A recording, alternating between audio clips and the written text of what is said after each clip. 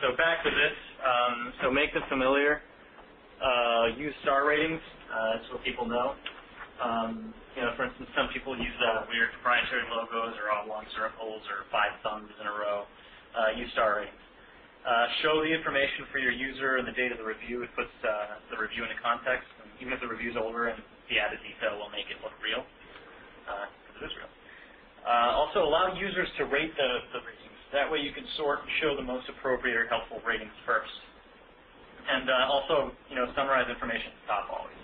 This is on the product page, by the way, right beneath the product information. The screenshot doesn't show it fully. Also, make them prominent.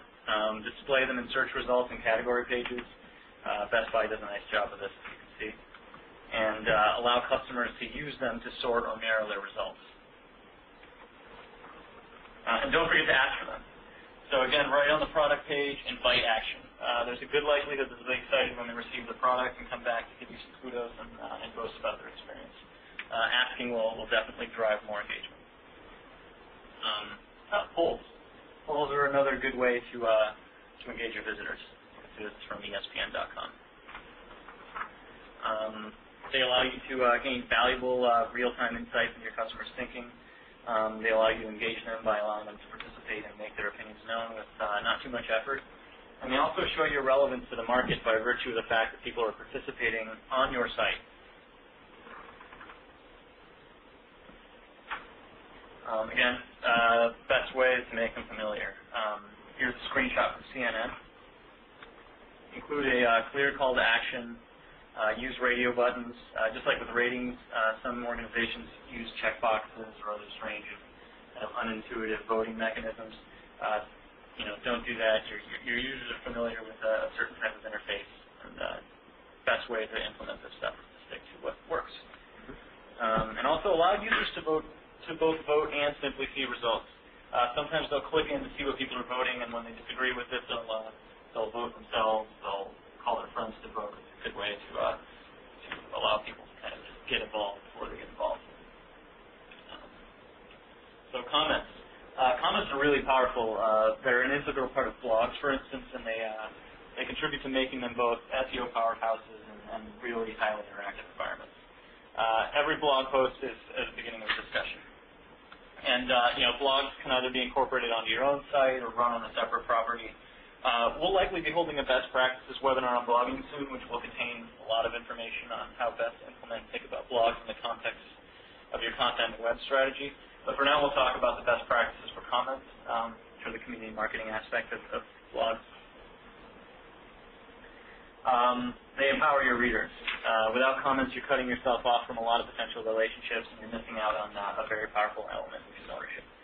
If you empower your readers to have discussions on your website, you're basically giving them a sense of ownership and a stake in your brand. And I thought this was interesting. McKinsey found that users who post messages on sites visit those sites 9 times more often than non-contributors. That alone is a pretty good validation of the power of participatory media. You can also source their insights. You're not only adding a layer of authenticity to your content, you're leveraging this really important force called crowdsourcing. Your customers are going to give you ideas. They're going to take the conversation in directions it might not have gone, tell you a lot about what they want you to give them. Community basically begets community. So with comments, you want to make it easy at all times. You want as little obstacle as possible to your visitors contributing to the conversation. Basically, the users want to contribute, but an obstacle will often stop that right in its tracks. So I've often wanted to post a comment on a blog post, unless as soon as they've asked me to register, just post a comment. So how to make it easy? So place the comment form directly below the comments on the permalink page. It's generally where people look for it. Also present a complete open form. Don't make people click through to another page to comment. Include a clear call to action, concise instructions to clear up any confusion, and link to your blog comments policy. This is, you don't see this done as much, but it isn't very hard to do, and it's a really good way to reserve the right to remove comments if you need to, and just set the right expectation. For instance, if you're going to moderate content, you can say that in there. Also acknowledge participation and show off of it too. Display the number of comments right beneath your blog post title. As you can see here in the start the Starbucks blog post. When people see it, there's a discussion going on, they're more likely to dive in and take part. And show your commenters names, allow them to include their URL to link to their name. Everyone wants to drive traffic to their own site too, and often people will actually post comments on your blog to make themselves known.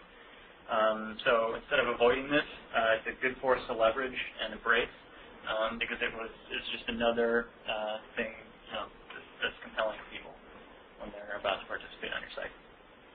And respond, definitely respond. Here's an example of the comments on a Southwest Airlines blog. A customer wanted to post about his own experience, and he asked a question in the comments about whether or not he was able to create his own blog entries on the Southwest blog. And the original author responded that that was in the works. Don't ignore your customers. It's a two-way conversation. They're reaching out to you, and you wouldn't be too you'd be pretty surprised about how much a simple response can make them feel like part of your family. It's a pretty powerful thing for a company. And so rich media. Rich media basically is all kinds of user-generated and user-uploaded videos, photos, audio, articles. So make it relevant. Make it relevant. It definitely generates awareness and traffic as well. So I was looking for some case studies here and saw this contest that HP launched about a month ago. It was a social media kind of campaign that challenged people to create these creative videos for a chance to win money and prizes. Within 4 days of going up, it had 430,000 page views, and HP had sourced 300 entries. That's a lot of content. And your customers are giving you ideas here. You're basically sourcing your entire customer base.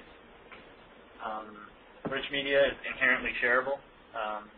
Creating anything viral is easier said than done, and it's often just one of those things that kind of just happens. But the format of a lot of user-generated rich media makes it pretty much inherently suited for that kind of behavior. In a contest, for instance, especially one with peer voting like this HP contest, users are driven to spread the word themselves to promote their own entries, so it spreads quickly. And it's also a great and, more importantly, free way to add content to your site. How much effort it is to put a white paper together or a web page on a specific topic or a guide. Here you're letting your customers do your work for you, and the best thing is they want to do it. TripAdvisor, for instance, saw their UGC assets grow from a pretty respectable 5 million items to 20 million in just 2 years. And that's all content that's indexable for SEO and then very much drives conversion and trust. Exactly. And even to take this one step further, TripAdvisor being sort of their owner of the UGC, the user-generated media or content that comes into their site. We see the stats here, it increased 4x in just a couple years. But then you can take that a step further, and TripAdvisor has syndication, so you can actually, leverage their sources as a asset of content. So if you want to perhaps import a feed, or they are sharing TripAdvisor for a specific location, and you want to advertise that because that's where your office is. So again, this really does roll out pretty far. You can pull in YouTube stuff. Again, it's a user-generated site, but you can actually source YouTube for content, source TripAdvisor for content. So what you have really is kind of a network really of this social content. Folks will come to you really for what you aggregate, for what you say is important to read. So you have a stuff we recommend or a things you should read section on your site. Perhaps that comes from TripAdvisor, perhaps that comes from YouTube, perhaps that comes from your authors. Long and short is, don't think of it just as comments and ratings on your site. It can be there's a lot more authors outside your walls than inside your walls. So TripAdvisor, fantastic example. They're going crazy. And so let's use TripAdvisor as a source for content.